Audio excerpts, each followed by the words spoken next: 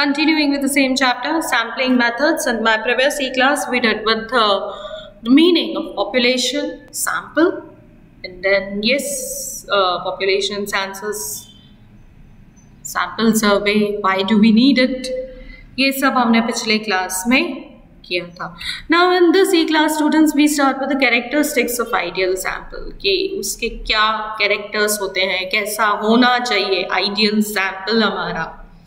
Now, sample inquiry is used to draw conclusions of the population on the basis of sample selected from the population. Yes, ये हमने पिछले ही class में किया था कि sample inquiry जो है उसका जो conclusion होता है is used to draw the conclusion of population. यानी कि जो उसका result निकला same हम population पर भी उसको apply करते हैं. Yes. Thus, a sample selected from a population plays a vital role in obtaining information of the population. यानी कि जो मेरा result sample inquiry का आया वही मैंने population inquiry पे उसका मैंने result apply किया. So obvious सी बात है जो sample selection होता है from population वो बहुत ही important role, vital role play करता है. Hence, it is absolutely essential that a sample is appropriately selected from the population. So, obviously बात है बहुत ज़्यादा ज़रूरी होता है कि sample selection जो है वो proper हो. A sample possessing the following characteristics is called an ideal sample. और अगर ये सारे characteristics sample में होंगे तो उसे ideal sample कहा जाता है. Now very first one is it should represent the population.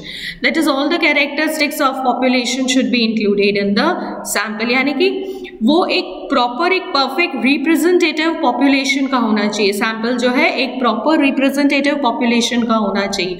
उसमें सारे characteristics population के आने चाहिए. जैसे कि बल्ब का एग्जाम्पल अगर हम ले तो जैसे मैंने बोला कि है ना 1000 बल्ब्स प्रोड्यूस हो रहे हैं तो सपोज करो 1000 बल्ब्स में से कुछ बल्ब्स 7 वॉट्स के हैं, कुछ 12 वॉट्स के हैं, कुछ 25 वॉट्स के हैं.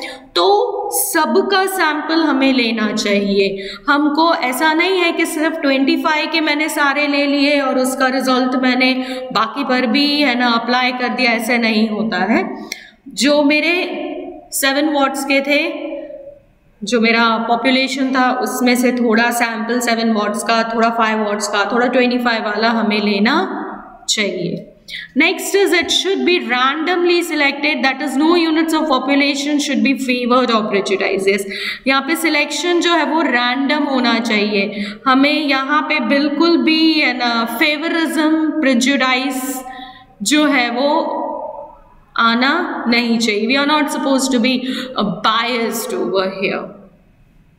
The third one is the sample units should be selected in the same period of time and under identical conditions. That is, there should not be any major fluctuations affecting the study during the period of sampling. Yes, जो sample selection होता है ना वो same period में होना चाहिए.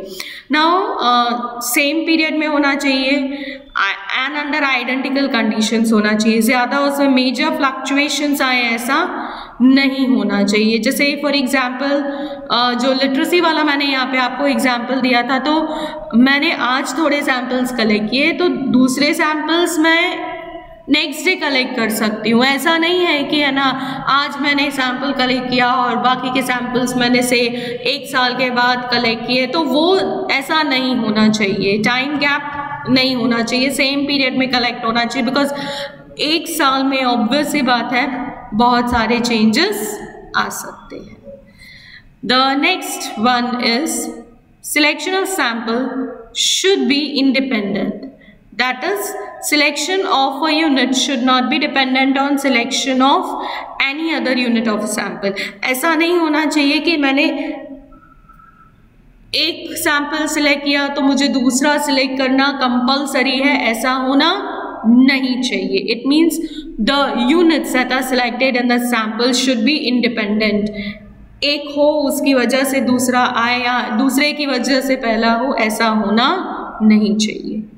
The next one is the size of the sample should be adequate and determined in an appropriate manner. Yes, size of sample जो है वो proper होना चाहिए, वो appropriate होना चाहिए। ऐसा नहीं है कि है ना वो पॉपुलेशन जैसे 1000 की है तो मैंने 900 सैंपल ले लिया, वो नहीं होना चाहिए। उसका साइज अप्रोप्रिएट होना चाहिए। से फॉर एग्जाम्पल 150 या फॉर एग्जाम्पल 200 होना चाहिए। The size should be appropriate.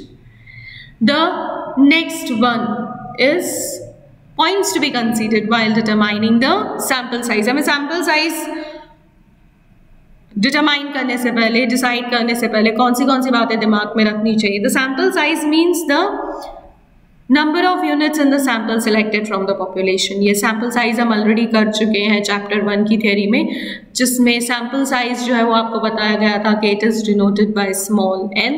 सो ये सैंपल साइज का मतलब होता है नंबर ऑफ यूनिट्स जो हमने सिलेक्ट किए, units in the sample selected from the population. Now, the following points should be considered while determining the sample size. पहला वाला, the size of population and scope of the study. Yes, size of population and scope of the study, यानी कि जैसे मैंने बोला कि अगर size of population ज़्यादा है तो sample size बड़ा होगा, size of population कम है तो obvious सी बात है सैम्पल साइज भी छोटा होगा। Scope of the study, yes, range of the study, scope जो है स्टडी वो भी कंसिडरेशन में लेना होगा। The second one is the variability in units of population और हेट्रोजेनिटी ऑफ द पॉपुलेशन। जो वेरिएबिलिटी है in the units of population वो कंसिडरेशन में लेनी चाहिए। वेरिएबिलिटी जैसे मैंने आपको वो एग्जाम्पल दिया अभी बल्ब्स वाला, तो वो हमें कंसिडरेशन में लेना चाहिए। जैसे कि 5 वॉट्स वाले बल्ब, 7 वॉट्स वाले, 25 वाले, वो सब हमें ध्यान में रखनी चाहिए। The third one is availability of resources like time, money and technical expertise. Yes, बहुत ज़्यादा इंपॉर्टेंट होते हैं time, money and technical expertise की अवेलेबिलिटी ध्यान में रखनी चाहिए। The next one is expected level of accuracy of sample results. Yes, अगर हमें लेवल ऑफ एक्यूरेसी बहुत ज़्यादा चाहिए तो ऑब्वियस सी बात है टाइम, मनी, टेक्निकल एक्सपर्टीज़ की ज़रूरत ज़्यादा होगी। अगर एक्यूरेसी ठीक चाहिए, नो प्रॉब्लम, तो हमें पैसे थोड़े कम, टाइम, मनी, टेक्निकल एक्सपर्टीज़ कम चाहिए होता है। Now the additional information for understanding it, it says that considering the availability of resources. Availability of resources means वही time, money, technical expertise, etc. Large sample should be selected if population is large. वो मैंने आपको बताया था, अगर population ज़्यादा है तो हमारा sample भी बड़ा होगा। Heterogeneity of population is more and expected level of accuracy is high. Yes, हम लोगों को देखना होगा कि heterogeneity of population is more. Heterogeneity again I already explained you, variability in units में आया था वो, and expected level of accuracy is high. Yes, हम लोगों को अगर expected level of accuracy जो है वो बहुत ज़्यादा चाहिए तो यहाँ पे हम लोगों को obvious सी बात है ज़्यादा पैसा लगाना होगा। So अगर हमें फाइनली कंक्लूडिंग कि एक्सपेक्टेड लेवल ऑफ एक्यूरेसी ज़्यादा चाहिए तो large sample should be selected if population is large. Yes, ये सारी चीज़ें स्टूडेंट्स दिमाग में रखनी होती हैं, points to be considered sample size decide करने से पहले। So yes, this was a very short video containing the 2 different topics, and yes, in my next class we will be doing about a bit more of theory part of this chapter, which is again obviously वो भी अपन easily real life से connect कर सकेंगे and it will be easy for you people to understand. Yes, अगर real life से connected होता है तो समझना आसान हो जाता है। So yes students,